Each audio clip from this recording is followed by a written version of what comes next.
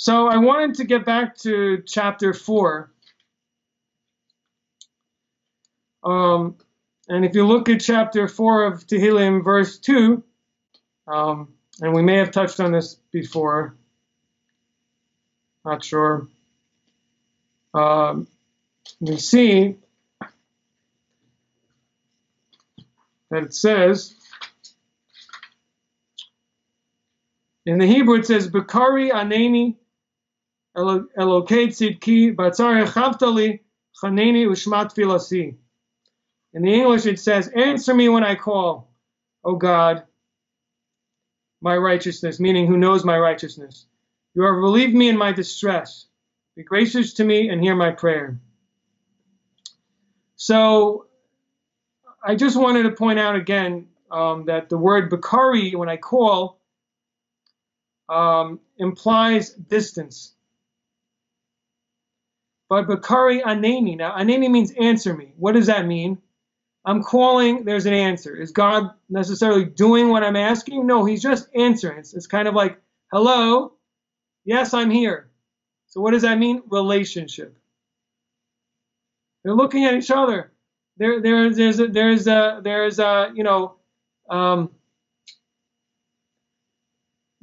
an awareness. So the person, so how does that come about? It's really just, this is leading into what we were just talking about. Person feels the distance. He's calling out from a distance, and God turns to him. Very important to feel the distance. Sometimes I hear people say things like, oh, I love God so much.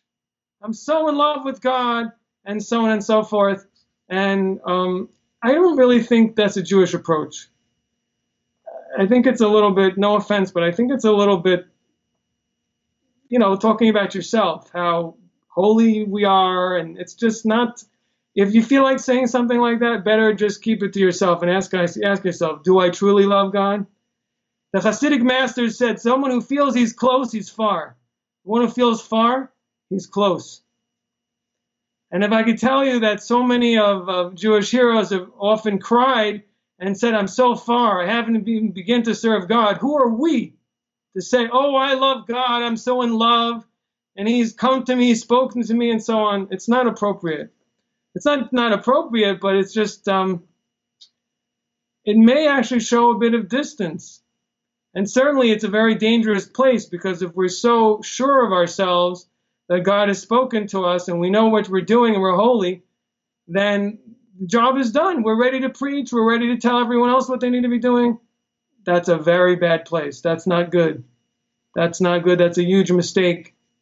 That's a huge mistake. That's the ego using religion. You're using God to make the person feel good. That's not good. No, we need to be humble. We need to know that we're messengers of God, that the power comes from him.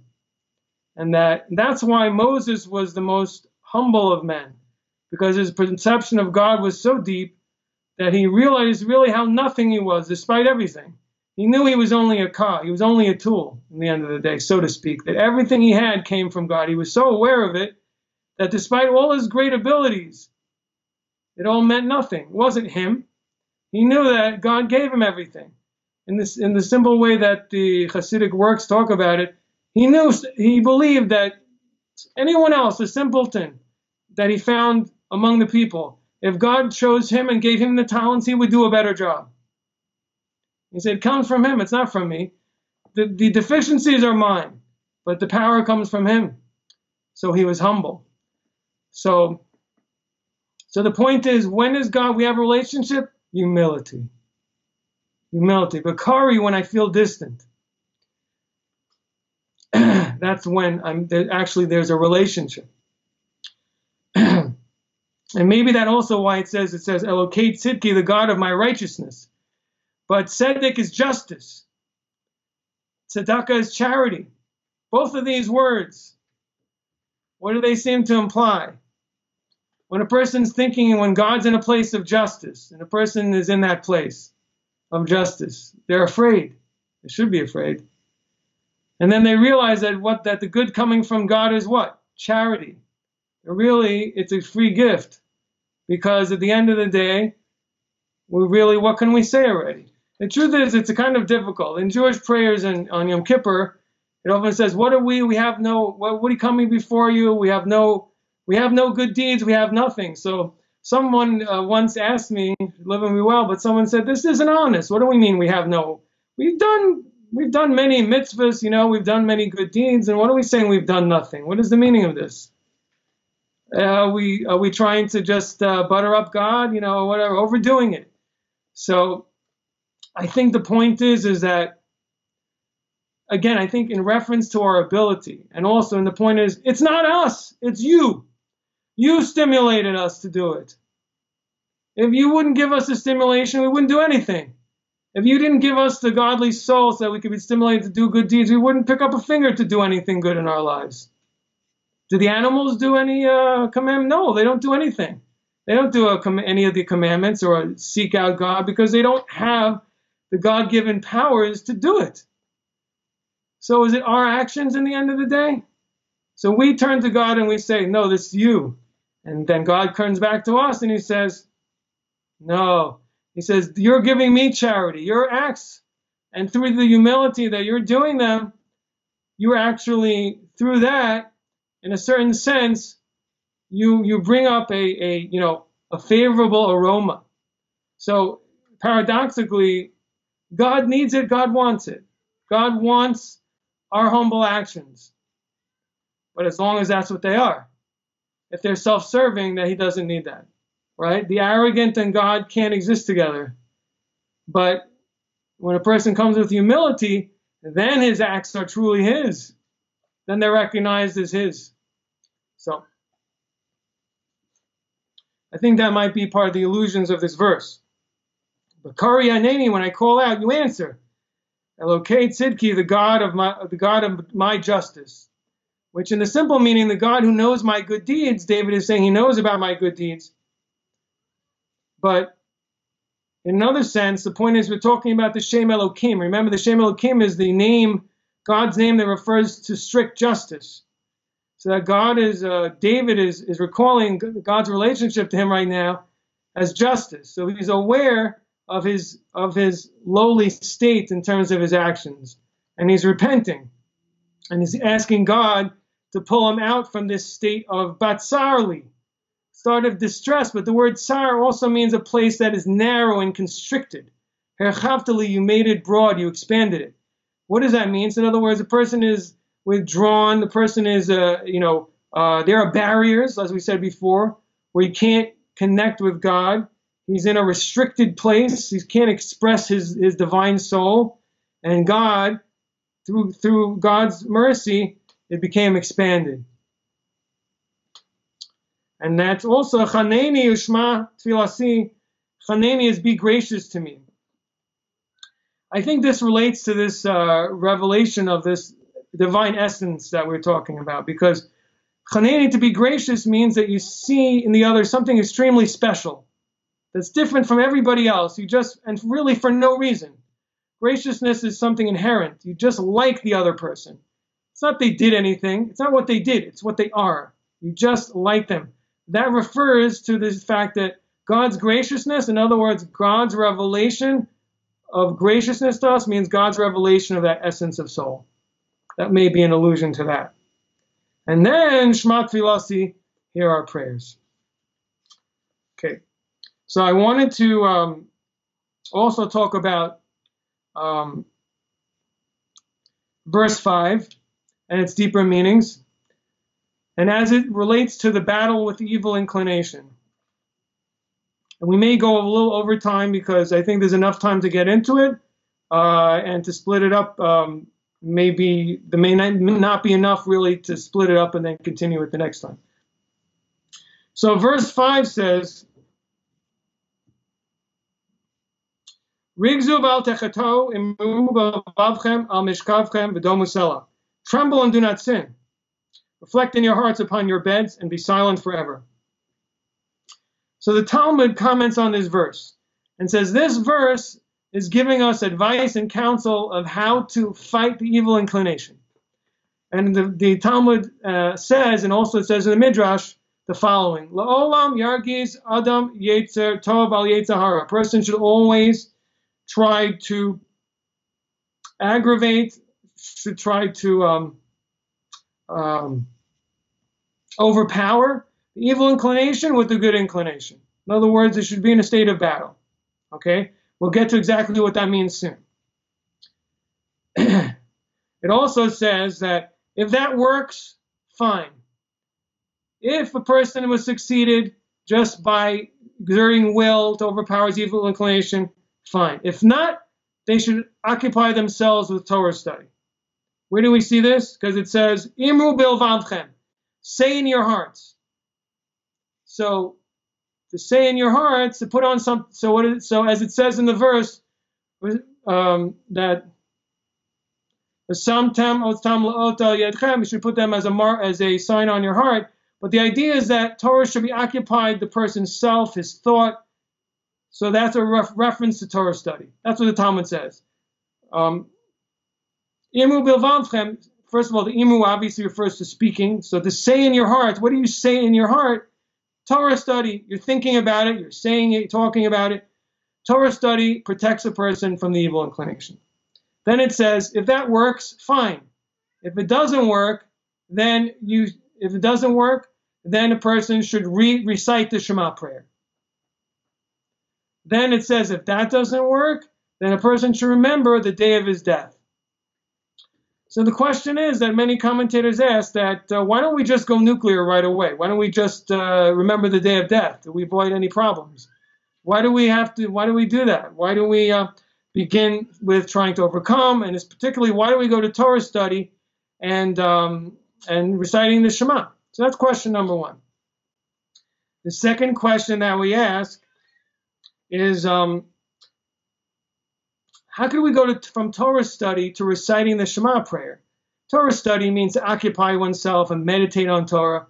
Reciting the Shema is just reciting a few verses from the written Torah. So it seems like studying Torah is a deeper level of Torah study. So we're going from more intensity to less intensity. So how does that work?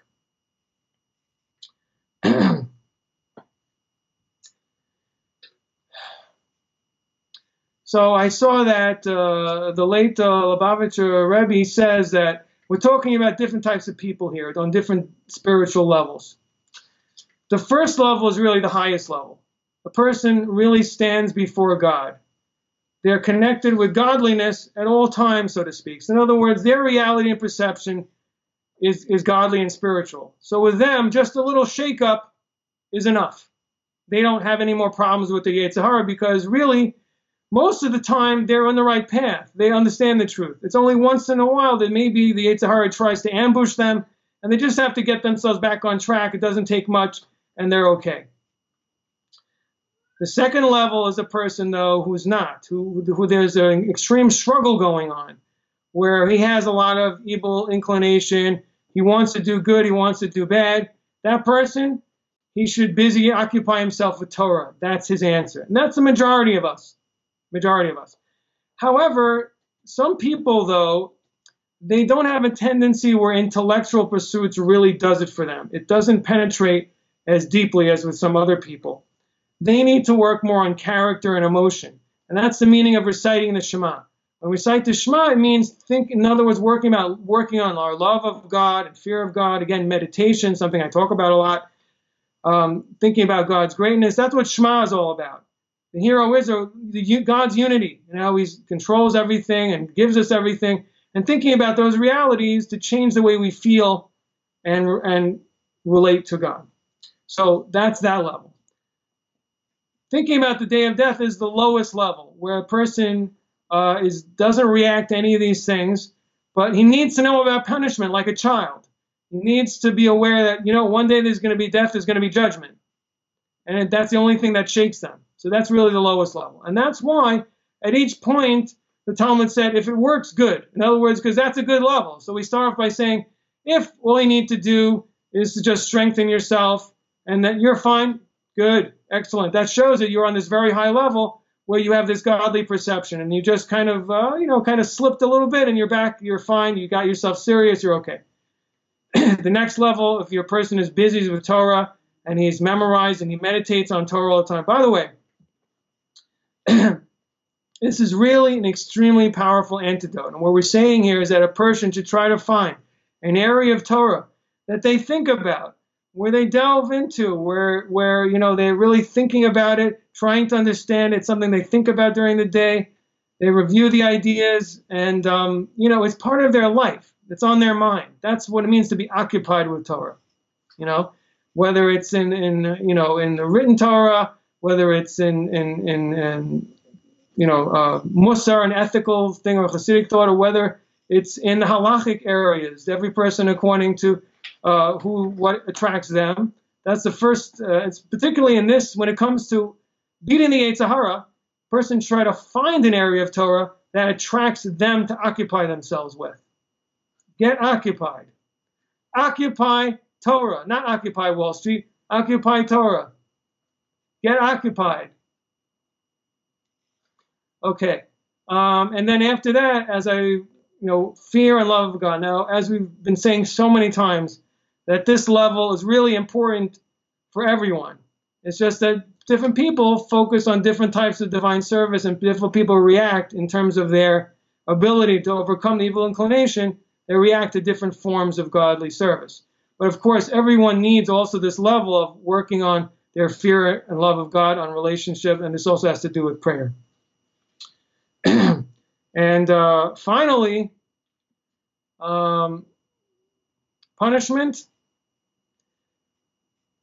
Look, everybody sometimes comes to a place where they may need that, where the person's really angry. If nothing else worked, then they have to come to that level. But it really is only like the emergency button. It's not something you go around thinking about. It's only when a person is in a state where, you know, they're feeling really angry and they're going to do something wrong and they need to control themselves. So they think, oh, you know, I'm going to get myself in trouble if I do this. I may be punished for this. If I get angry at someone else, God may mirror my actions and get angry at me. I better not do that. So it has a good result, and certainly a person should do it. But as the Musar, the ethics masters often said, we don't defeat our evil inclination by waiting till he comes around and ambushes us. We have to be ahead of the game. We have to be studying Torah. We have to be working on you know, our emotive qualities through love and fear of God and meditation and prayer and good deeds and good habits on a regular basis.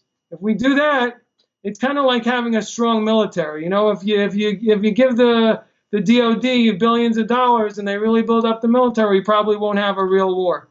So similarly, if you build yourself up and you work on these levels on a regular basis, then the chances are that generally speaking, on a regular basis, person won't be facing this constant turmoil of facing the heat of and the passion of the evil inclination on a regular basis. However, when it happens, you need that shock. Certainly, a person should think of judgment. A person should think of judgment. A person should think of maybe those moments where things didn't go right in life and think if they want to be in that situation again. Probably the answer is no. So let's stay on the right path. Okay, so everyone, we live in difficult times, and there's so many things taking away from our focus on spiritual things.